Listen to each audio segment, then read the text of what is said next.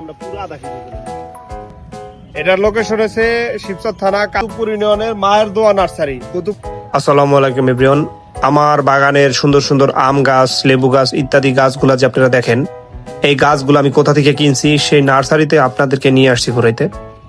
এই নার্সারিটার অবস্থান হচ্ছে মাদারীপুর জেলা শিবচর থানায় কুতুবপুর ইউনিয়নের কুতুবপুর বাজারের সাথে লাগোয়া মায়ের দোয়া নার্সারি। এই নার্সারিতে ভ্যারাইটিস বিভিন্ন প্রজাতির আম, কাঁঠাল, লিচু, পেয়ারা ইত্যাদি রকমের গাছের সমারোহ।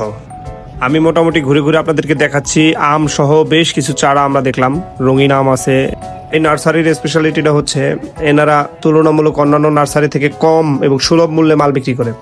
এবং এখানে শুধুমাত্র যে আপনার ফলের গাছ আছে তাই কিন্তু না, বিভিন্ন রকমের ফুল গাছ এবং ঘরের সৌন্দর্য বর্ধনের জন্য যেসব গাছ থাকার কথা সেই গাছেরও বিরাট একটা কালেকশন তার কাছে আছে।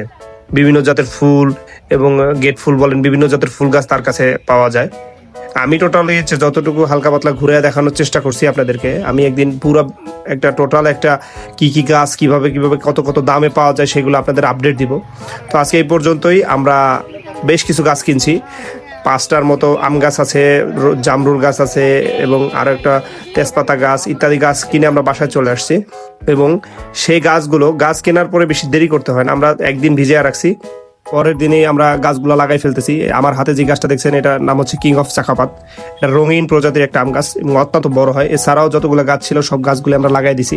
টোটালি আপনাদের এতটুকু আশ্বাস দিতে পারি, এই বাগান থেকে যদি দেখে শুনে গাছ কিনেন এবং আমার রেফারেন্স নিয়ে যান, আমি যদি বলে দিই ফোন দিয়ে, আশা করি কিছুটা হলেও কমে পারবেন। আর স্পেশালিটি হচ্ছে এই বাগান থেকে যে গাছগুলো আমরা নিছি এখন পর্যন্ত, গাছগুলো সে যা বইলা দিছে তাই পাইছি, মানে 2 নাম্বারে কিছু পাই নাই। তো আজকে এই পর্যন্তই। সবাই এই বর্ষার সময় বেশি বেশি গাছ কিনুন, গাছ লাগান, পরিবেশ বাঁচান, নিজের ভালো ভালো ফল এবং ইত্যাদি খান। আসসালামু আলাইকুম।